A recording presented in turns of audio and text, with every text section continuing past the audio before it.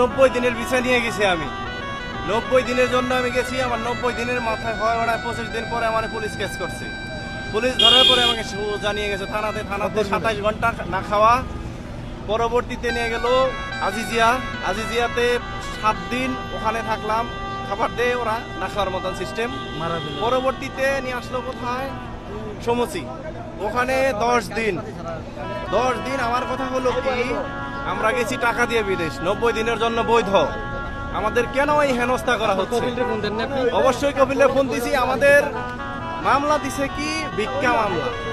আচ্ছা আচ্ছা, ছবি তুলেন, ভিক্ষার মামলা দিছে। হ্যাঁ, সবাই রোডে পাচ্ছে ভিক্ষা করতে গেছি, ভিক্ষা করে বলে বাড়ি বেচার মামলা, ভিক্ষার মামলা এগুলো দেয়, বাড়ি দেওয়ার মামলা এগুলো দেয়। এগুলোর কোনো অর্থ আছে? আসলে এই যে নিয়ে যাচ্ছে নতুন করে, অনেকেই নিয়ে যাচ্ছে, আজকেও তো হয়তো শত শত মানুষ যাবে। আপনারা কোন শহর থেকে আসছেন? সবচেয়ে বড় কথা হচ্ছে কি জানেন, আমরা এত টাকা খরচ করে যাই ভিক্ষা করতাম সৌদি আরব, ভাই অনের বাচ্চা হকল। সৌদি পুলিশ সুজা সবচেয়ে বড় হাইয়ান আমাদের দেশের সরকার, সৌদি সরকারের চেয়ে বড় হাইয়ান আমাদের দেশের সরকার। জাওয়াজাত বলতে হাইওয়ান, ওগো ইংলিশ জানা নাই, জানে শুধু আরবি। ঘরে বলে হাইওয়ান, কষ্ট করতে হাইওয়ান। 3 মাস কিছু খবর নিয়ে বাংলাদেশ সরকারের কাছে, বাংলাদেশ সরকার যেন আমাদের একটা পদক্ষেপ নেয়।